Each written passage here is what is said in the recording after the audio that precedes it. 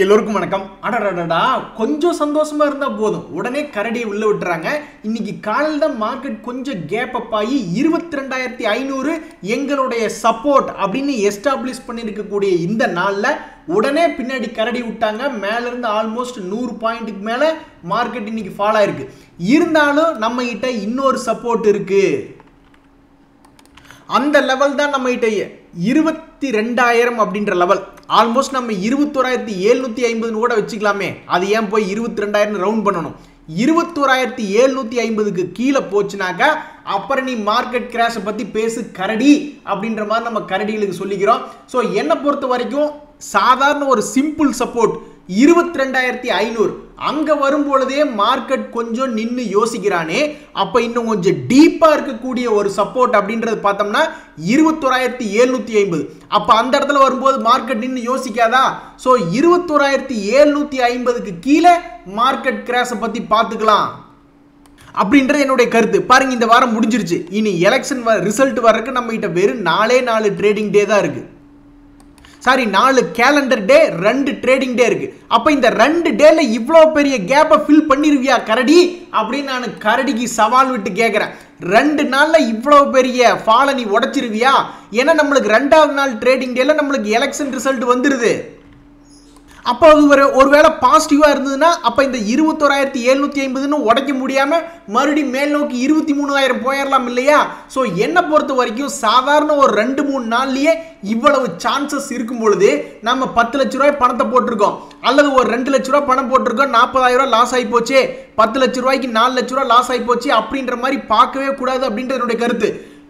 20 வருஷம் கூடி நம்ம எவ்வளவு சேர்த்துறோம், நம்ம பணமே எவ்வளவு, அதுக்கு எவ்வளவு ரிட்டர்ன் இருக்கு, அதுக்கு ரிட்டர்ன் இல்லாட்டியும் பரவாயில்ல, நம்ம பணமே 1 கோடி சேர்த்திட்டோமா, இது ஒரு இன்வெஸ்ட்மெண்ட் வெஹிக்கிளா தான் நம்ம பார்க்கணும். 1 கோடி சேர்த்துனதுக்கு அப்புறம் அதுல 10-20 லட்ச ரூபாய் லாஸ் ஆகிறதுல என்ன புண்ணியம்? அது தேவையே இல்லை. என்னை பொறுத்த வரைக்கும் பணத்தை சேர்த்துக்கிட்டே வரணும். என்னைக்காவது நம்ம லாஸ் இருந்துகிட்டே இருக்கட்டும். திடீர்னு எப்பாவது ஒரு நாள் மார்க்கெட் நல்லா மூவ் ஆகி அவனுடைய பழைய கையை தாண்டி வேற லெவல்ல போவான். அன்னைக்கு ஒரு பெரிய பல்கை நம்ம சம்பாதிச்சிடலாம். ஸோ 2 லட்ச ரூபாய் போட்டுட்டு 20,000 ரூபாய் இறங்கி போச்சு, 10 லட்ச ரூபாய் போட்டுட்டு 4 லட்ச ரூபாய் இறங்கி போச்சு, அந்த கவலையே என்னை பொறுத்த வரைக்கும் இருக்கக்கூடாது. ஒரு 20-30 வருஷம் கழிச்சு நம்ம 1 கோடி 2 கோடி போயிட்டு இருக்கீல, இதெல்லாம் ரொம்ப கம்மியான லாஸ் தான். நண்பர்களே, இந்த எக்ஸைட் இண்டஸ்ட்ரீஸ்ல ஒரு நியூஸ் வருது. என்ன ஒரு முக்கியமான நியூஸ்னா, இந்த ஜேபி மார்கன் அப்படின்றவங்க அவங்களுடைய எஸ்டிமேஷனை, அவங்களுடைய டார்கெட்டை ஹைக் பண்றாங்க. 520 ரூபாய் இந்த ஷேர் போலாமோ அப்படின்ட்டு. அப்ப இந்த எக்ஸைட் இண்டஸ்ட்ரீஸ் ஆல்ரெடி 500 ரூபாய் பக்கத்தில் ட்ரேட் ஆயிட்டு இருக்கான். இப்ப மார்க்கெட் இறங்கும் பொழுது முதல்ல நம்ம குறி வச்சு வாங்கக்கூடிய ஷேர்கள் எது அப்படின்ற லிஸ்ட்ல இவனை தூக்கி உள்ள உட்கார வச்சுக்கணும். திடீர்னு மார்க்கெட் ஃபால் ஆகிற சமயத்தில் இவனையும் பிடிச்சி கீழே இறக்கி விட்டு அது 440 வந்தாலும் சரி, அல்லது ஒரு 360 வந்தாலும் சரி, அல்லது ஒரு 300 வந்தாலும் சரி, இதெல்லாம் அக்குமுலேட் பண்ண வேண்டிய இடம் அப்படின்றது என்னுடைய கருத்து. நண்பர்களே, சில நேரங்களில் ஷேர் மார்க்கெட்டில் நல்ல ரிசல்ட் கொடுத்தாலும் நீ எல்லாம் நல்ல ரிசல்ட் கொடுப்பீன்னு எங்களுக்கு தெரியும், அதனால தான் நாங்கள் ஆல்ரெடி ஏற்றி வச்சுட்டோம், அதனால் இன்னைக்கு ஒன்றும் வேலையில் கிளம்பு அப்படின்ற மாதிரி சொல்லிடுவாங்க. இந்த சன்டெக் ஷேர் அப்படின்றத நீங்கள் எடுத்து பார்த்தீங்கன்னா இப்போ ரிசல்ட் வந்ததுக்கப்புறம் 2% இறங்கி தான் இருக்கான். ஆனால் இவன் ஒரு வருஷத்தில் சம்பாரிச்சு கொடுத்தது ஆல்மோஸ்ட் 66%. ஸோ அப்போ இந்த சன்டெக் ரியாலிட்டி அப்படின்ற ஷேர்னுடைய குவார்டர்லி ரிசல்ட் பார்க்குறீங்க, அடாடா சமீபத்தில் லாஸ் மேக்கிங்காக இருந்தது குவார்டர்லி ரிசல்ட் படி. ஆனால் இப்போ 101 கோடி மொய் வச்ச மாதிரி அருமையான லாபம் பண்ணியிருக்கானே. இப்போ அவனை ஏன் ஏற்றலை அப்படின்னா அதுக்கு தான் முதலே ஏற்றிட்டாங்க. இதுக்கு முன்னாடி போன வருஷமெல்லாம் வெறும் 1 கோடி லாபம் பண்ணிக்கிட்டு இருந்தான், 25 கோடி. இந்த வருஷம் ரியல் ப்ராப்பர்ட்டியெல்லாம் விலை ஏறுது, அவங்களுடைய சேல்ஸ் நல்லா தான் இருக்கும் அப்படின்றத முதல்லையே கணிச்சு அதெல்லாம் முதல்லையே சீட்டு பிடிச்சி ஆல்ரெடி 285 ரூபா இந்த ஷேர் 500 ரூபா கொண்டு வந்து நிறுத்திட்டாங்க. ஸோ இப்போ மூவ்மெண்ட் இல்லாமல் இருக்கு. நண்பர்களே, யாராவது காலேஜில் படிக்காமல் அப்படி இப்படின்னு ஏதாவது சுற்றிக்கிட்டு இருக்கீங்களா? தயவுசெய்து பேரை கெடுத்துக்காதீங்க. நீங்கள் ஒரு காலத்தில் பெரிய ஆளாயிருவீங்க. அப்போ உங்கள் பேரை கெடுக்கிறதுக்குனே நீங்கள் செஞ்ச சில பாவங்கள் உங்கள் பேருக்கு பின்னாடி வந்துக்கிட்டே இருக்கு. டொனால்ட் ட்ரம்ப் அப்படின்றவர் தான் அடுத்த பிரசிடென்ட் ஆகக்கூடிய வாய்ப்பு இருக்குன்னு பேசிக்கிறாங்க. ஆனால் அவர் இப்போ ஒரு கேஸில் உள்ள போறார். அதாவது அவருடைய குற்றம் அப்படின்றது நிரூபிக்கப்பட்டு விட்டது. அப்போ அமெரிக்க வரலாற்றிலேயே தண்டனை வாங்கிய பிரசிடென்ட் முதல்ல யாருன்னா டொனால்ட் ட்ரம்ப் வர்றாரு. இந்த தண்டனை இவரை பாதிக்கல. அதாவது அடுத்த பிரசிடென்ட் எலெக்ஷன்ல இவர் நிக்கலாம், அதுக்குண்டான பிரச்சாரம் எல்லாம் இவர் செய்யலாம் அப்படின்ற மாதிரி அதுக்கு தடை வரல. பட் இருந்தாலும் அந்த யூஎஸ் மார்க்கெட்டுக்கு இது ஒரு ட்ரபிள் தானே. ஸோ ஏற்கனவே எரியிற நெருப்புல எண்ணெய் ஊத்துன மாதிரி யூஎஸ் மார்க்கெட் ஏற்கனவே பிரச்சனையில் இருக்கு. அதுல இந்த நியூஸும் சேர்ந்துக்குச்சு. நண்பர்களே, உண்மையிலேயே இன்னைக்கு நம்மளுடைய ஷேர் மார்க்கெட் நல்ல பையிங் ப்ரெஷர் வரலாம் அப்படின்ற மாதிரி எதிர்பார்க்கப்பட்டது. என்ன காரணம்னா, இந்த MSCI இண்டெக்ஸ் ரீபேலன்சிங்ல நம்மளுக்கு புதுசாக தான் ஷேர்ஸ் சேருது, அதனால புதுசாக நெட்டாக இன்ஃப்ளோ தான் வருது அப்படின்ற மாதிரி எதிர்பார்க்கப்பட்டது. அதுக்கு தான் நாங்கள் உங்களை காலையிலேயே மேலே ஏற்றி வச்சோம் அப்படின்ற மாதிரி மார்க்கெட் மேலே போயிட்டு இப்போ கொஞ்சம் கீழே வந்துட்டு இருக்கு. என்ன இருந்தாலும் இந்த MSCI இண்டெக்ஸ் ரீபேலன்சிங் சமயத்தில் நெட் இன்ஃப்ளோ அப்படின்றது நம்ம ஈஸியாக கெஸ் பண்ணலாம். இனி மாதம் பிறக்கும் போது ஏதாவது SIP வழியாக பணம் வருது அப்படி இப்படின்னு நம்மளுடைய நிஃப்டி கீழே இறங்க விடாமல் வச்சுட்டாங்கன்னா ரொம்ப சந்தோஷம்.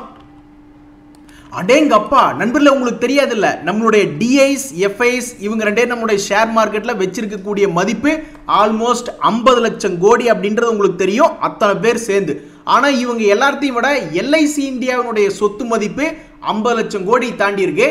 இந்த இன்ஃபர்மேஷன் நீங்க எங்க போய் பார்த்துக்கலாம்னா, இந்த LICனுடைய பேலன்ஸ் ஷீட்ல நீங்க போய் பார்த்தீங்கன்னா இந்த மாதிரி அவங்க அசெட் லைபிலிட்டி சைட்ல போய் பார்க்கும்பொழுது நம்ம ஈஸியா பார்த்துக்கலாம். 53 லட்சம் கோடி அப்படின்றது இவங்களுடைய சொத்து மதிப்பா இப்போதைக்கு இருக்கு.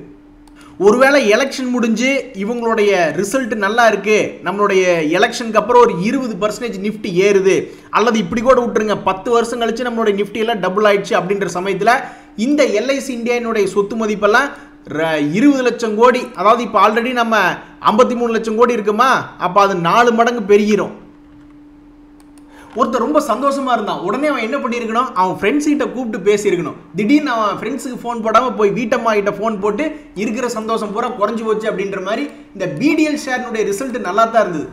அதுக்கு தகுந்த மாதிரி அவனும் மேலே ஹையில் தான் ஓப்பன் ஆனான். அப்புறம் மார்க்கெட் சரியில்லைன்னு அவனையும் சேர்த்து கீழே இறக்கி விட்டாங்க, பாவம் சந்தோஷம் செதறி போச்சு. நண்பர்களே, இந்த முத்தூட் ஃபைனான்ஸ் ஷேர் யாராவது வச்சிருக்கீங்களா, அவங்க ரிசல்ட் வெளியிட்டிருக்காங்க. அந்த ரிசல்ட் வந்து மார்க்கெட் அக்செப்ட் பண்ணிச்சு, ஆல்மோஸ்ட் 1% ப்ராஃபிட்ல தான் ட்ரேட் ஆகிட்டு இருக்கான். ஸோ அப்போ இந்த 1 இயர்ல பார்க்கும்போது கரெக்டாக உச்சாணி கொம்புல கன்சால்டேட் ஆகிட்டு இருக்கான். மேபி இந்த நியூஸ் நல்ல நியூஸாக இருந்து ட்ரிகர் ஆகி இதனுடைய ஹையெல்லாம் தாண்டும் பொழுது மேபி 2000 தாண்டாலும் ஆச்சரியப்படுறதுக்கு இல்லை. ரிசல்ட் சீசனே முடிய போது, இப்போ வந்து நல்ல ரிசல்ட் விட்டா பரவாயில்ல, கொஞ்சம் சுமாரான ரிசல்ட் மார்க்கெட் ஏற்றுக்கொள்ளாத ரிசல்ட் விட்டா கண்டிப்பா பெரிய கும்பா தான். போற நேரத்தில் ஒரு காட்டிட்டு போற மாதிரி ரிசல்ட் சீசன் முடியிற நேரத்தில் ரிசல்ட் சரியில்லைன்னு சொல்லி ஷேர் மார்க்கெட்ல இந்த வெல்ஸ்பன் கார்ப் பிடிச்சி இன்னைக்கு 7.5% இறக்கி விட்டுருக்காங்க. நண்பர்களே, யாராவது இந்த சன் டிவி ஷேர் வச்சிருக்கீங்களா, ஏதோ ஒன்று பெருசாக கொடுப்பானா அப்படின்ற எதிர்பார்ப்பு வந்து விழுந்திருக்கு. அதாவது இப்போ இவன் இருக்கிறது சென்டர் பாயிண்ட், சப்போர்ட் எடுத்து நல்லா சென்டர் பாயிண்ட்ல இருக்கான்.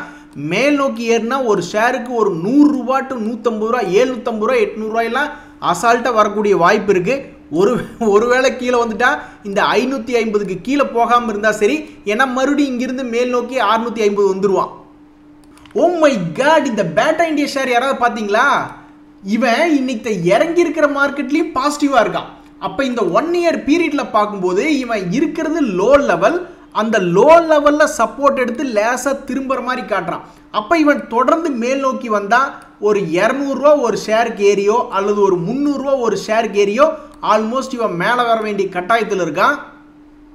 நண்பர்களே, நம்ம சொத்து சேர்த்துறது மட்டும் விட்டுறக்கூடாது, அடிக்கடி ஏதாவது ஒன்று வாங்கிக்கிட்டே இருக்கணும். நான் வந்து இன்னைக்கு கோல்டு பீஸில் கொஞ்சோண்டு ஒரு 2000 ரூபா பக்கம் வாங்கி விட்டேன். ஃபியூச்சரில் வந்து யாருக்கு தெரியும், இந்த கோல்டு வந்து ஒரு கிராமுக்கு ஒரு பவுனுக்கு மேபி 1 லட்சம் போகலாம் அல்லது 2 லட்சம் போகலாம், யாருக்கு தெரியும். ஆல்ரெடி நானே 3000 ரூபா ரேஞ்சிலாம் பார்த்துருக்கேன் கோல்டு. அதாவது எனக்கு காலேஜ் சமயத்துலேயும் நினைக்கிறேன், அதுக்கு முன்னாடியெல்லாம் இன்னும் போய் யோசிச்சு பார்த்தோன்னாக்கா வெறும் 1500 ரூபா கூட இருந்திருக்கும். ஆனால் இப்போ வந்து ஆல்மோஸ்ட் 55,000 ரூபாயில் போயிட்டு இருக்கு. ஸோ மேபி 55,000 ரூபாயிலிருந்து 2 லட்சம் போகிறது என்ன சின்ன விஷயம் தானே, வெறும் 4 மடங்கு ஏறினா போதும். 3000லிருந்து 55,000 வந்தவன் 55,000லிருந்து 2 லட்சம் போகக்கூடாதுன்னு ஏதாவது இருக்கா? நண்பர்களே, இன்னைக்கு மீடியாக்கள்னால JSW energy, BF utilities, Sona comes போன்ற ஸ்டாக்குகள்லாம் ஒரு ஃபோக்கஸில் வருது. இந்த சுபக்ஸ் ஷேர் யாராவது வச்சிருக்கீங்களா, அவன் இருக்கிறது நல்ல ஒரு அருமையான சப்போர்ட் ரேஞ்சு தான். இப்போ சுபக்ஸ்னுடைய ஷேர் டெக்னிக்கல் படி பார்க்கும்போது இவன் ஒரு நல்ல சப்போர்ட்டில் இருக்கான். இப்போ ஒரு நியூஸ் என்ன வருது அப்படின்னு பார்த்தீங்கன்னா, அவங்களுக்கு ஒரு சிறிய அளவிலான ஒரு ப்ராஜெக்ட் அப்படின்றது அவங்களுக்கு கிடைச்சிருக்கு. இந்த கம்பெனியினுடைய பேக்ரவுண்ட் செக் பார்த்தோம்னு வச்சுங்களேன், ரொம்ப கண்ட்ராவியாக இருக்கும். திடீர்னு லாபம் பண்ணிக்கிட்டு இருப்பாங்க, அப்புறம் நஷ்டம் பண்ணிக்கிட்டு இருப்பாங்க, அப்புறம் லாபம் பண்ணிக்கிட்டு இருப்பாங்க, அப்புறம் நஷ்டம் பண்ணிக்கிட்டு இருப்பாங்கன்னு மாறி மாறி ஜம்ப் ஆகிக்கிட்டே இருக்கு. அதனால தான் இந்த ஷேர்னுடைய ப்ரைஸும் வந்து இவன் பாட்டுக்கு கண்டமேனிக் ஜம்ப் பண்ணிட்டு இருக்கான். பட் இருந்தாலும் இந்த ஷேர்னுடைய வீழ்ச்சியில் தான் இவன் இருக்கான். இதுக்கு முன்னாடி 2021 70 ரூபா போன ஷேர் இப்போ 28 ரூபாயில் இருக்கான். மேபி இந்த ப்ரைஸ் இந்த நியூஸ் இந்த பிரைஸ்க்கு சப்போர்ட் கொடுத்து இந்த இடத்துல இதனுடைய ஃபாலை தடுத்து நிறுத்துச்சுன்னா இந்த ஷேரை வச்சிருக்கிறவங்களுக்கு ஒரு சந்தோஷம் வரும். அதான பார்த்தோம். ஏன்டா குரங்கு மரத்துக்கு மரம் தாவுது, ஏன் நம்ம மார்க்கெட் ஓப்பனிங்லேயே கொஞ்சம் க்ரீன் வச்சிருக்கேன் அப்படின்னா, அமெரிக்க ஷேர் மார்க்கெட் இறங்கித்தான் இருக்கு. அவனுடைய ஃபாலை நிறுத்தினா தான் உலக அளவில் பாசிட்டிவ். ஆனால் இன்னைக்கு நம்மளுடைய குளோபல் மார்க்கெட்ஸ், மற்ற குளோபல் மார்க்கெட்ஸ்லாம் எடுத்து பார்க்கும்போது நல்ல பல் இழிச்சுமே இன்னைக்கு இருக்காங்க. அதனால தான் இன்னைக்கு நம்மளும் சந்தோஷமா இருக்கோம். பட் இது நிலைக்காது. பெரியாள் முதல்ல சிரிக்கணும். அந்த பெரியாள் சிரிச்சாதான் நம்ம எல்லாரும் நம்மளுடைய சிரிப்பு நிலைச்சு நிற்கும். ஐ ஆம் வெரி சொரிங்கன்னே அப்படின்ற மாதிரி ரிசல்ட்ஸ் சீசன் அப்படின்றது ஒரு முடிவுக்கு வந்துருச்சு. இனிமேல் பெரிய பெரிய லிஸ்ட்டே வராது. இவ்வளவு கம்பெனிகள் இன்னைக்கு லிஸ்ட்டு, இத்தனை பாப்புலரான கம்பெனிகள் அப்படின்ற லிஸ்ட் இனிமேல் வராது. ஸோ இனிமேல் நம்மளுக்கு ஒரு வகையில் நன்மை, இன்னொரு வகையில் கெட்டது. அதாவது நம்மளுடைய ஸ்டாக்குகளுக்கு உண்டான சான்ஸ், ப்ராபபிலிட்டி அப்படின்றது குறைஞ்சிருது. இல்லைன்னா திடீர்னு 10-20% மேல் நோக்கி போகலாம். அதே மாதிரி கீழேயும் கூட வரலாம். அதனால் இனி நியூட்ரல் அப்படின்றது ஆயிடுச்சு. இனிமேல் ரொம்ப ரொம்ப ஸ்டாக் ஸ்பெசிஃபிக் நியூஸாக ஒரு 10-20% ஏறி இறங்கக்கூடிய நியூஸ்களை கொண்டு வரும். மற்றபடி ரிசல்ட்னால இனி எந்த விதமான நியூஸும் இல்லை ஒரு 2 மாதத்துக்கு. நண்பர்களே, ஹீரோ மோட்டாரில் ஒரு நல்ல நியூஸ் ஒன்று வந்திருக்கு. ஸ்ப்ளெண்டர் ப்ளஸ் மாடல் வெறும் 82,911 ரூபா அப்படின்ற மாதிரி நியூஸ் வருது. இந்த ஸ்ப்ளெண்டர் மாடல் ஒரு நல்ல ஹிட்டான மாடல். இந்த நியூஸை வச்சுக்கிட்டு இந்த ஷேர் தொடர்ந்து மறுபடியும் மேல் நோக்கி மேலே போகுமா அப்படின்ற எதிர்பார்ப்பு வந்திருக்கு. இந்த PVR INOX அப்படின்ற ஷேர் வந்து ஒரு நல்ல சப்போர்ட்ல இருக்கு. இந்த சப்போர்ட்லேருந்து இவன் டெக்னிக்கலாக ஏறலாம். அதே சமயத்தில் இவனுக்கு இன்னொரு நியூஸ் ஒன்று வருது. இவங்களும் தேவயானி இன்டர்நேஷனலும் சேர்ந்து ஒரு கம்பெனி ஒன்று கிரியேட் பண்ணுறாங்க. அது என்ன ப்ரொமோட் பண்ணும் அப்படின்னு பார்த்தோம்னா, ஃபுட் அண்ட் ஃபிலிம்ஸ் ரெண்டுமே ப்ரொமோட் பண்ணும் அப்படின்ற மாதிரி ஒரு பிஸ்னஸ் வால்யூம் இன்க்ரீஸ் பண்ணக்கூடிய ஒரு நியூஸ் வருது. இந்த நியூஸை வந்து அவன் பாசிட்டிவாக இது வரைக்கும் எடுத்துக்கல. இது வந்து போன வாரத்திலே வந்துடுச்சு. பட் இருந்தாலும் சப்போர்ட் லெவல்லையே இருக்குது. அந்த நியூஸுக்கும் கொஞ்சம் பவர் இருக்குன்னா இவன் என்னைக்கு வேணாலும் ஒரு 200-300 ரூபா மேல் நோக்கி ஏறி வரலாம். இந்த ஜியோ ஃபினான்ஷியல் சர்வீஸ் சம்மந்தமாக ஏதாவது நியூஸ் இருந்தால் சொல்லுங்கள். அதை நான் ஹெவியாக வாங்கி வச்சிருக்கேன். 1000 ரூபா வந்தால் தான் விற்பேன் அப்படின்ற மாதிரி ஒரு நண்பர் சொல்லியிருந்தாரு. அவருக்கு ஒரு சந்தோஷமான நியூஸ் வந்திருக்கு. இந்த ஜியோ ஃபினான்ஷியல் சர்வீஸ் வந்து ஜியோ ஃபினான்ஸ் ஆப் அப்படின்றத லான்ச் பண்ணியிருக்காங்க. ஸோ அந்த ஒரு ஆப்லேருந்தே ஃபினான்ஷியல் டிரான்சாக்ஷன்ஸ் பண்ணிக்கலாம் அப்படின்றத அவங்களுடைய கொள்கை. ஸோ அநேகமாக இந்த ஆப்புக்குள்ளே நீ எல்லாத்தையுமே கொண்டு வந்துருவாங்க அப்படின்றத என்னுடைய கருத்து. ஸோ இன்றைய தகவல் அனைத்து உங்களுக்கு உதவியாக இருந்ததுன்னா எனக்கு சந்தோஷம் தான். ரொம்ப நன்றி, வணக்கம்.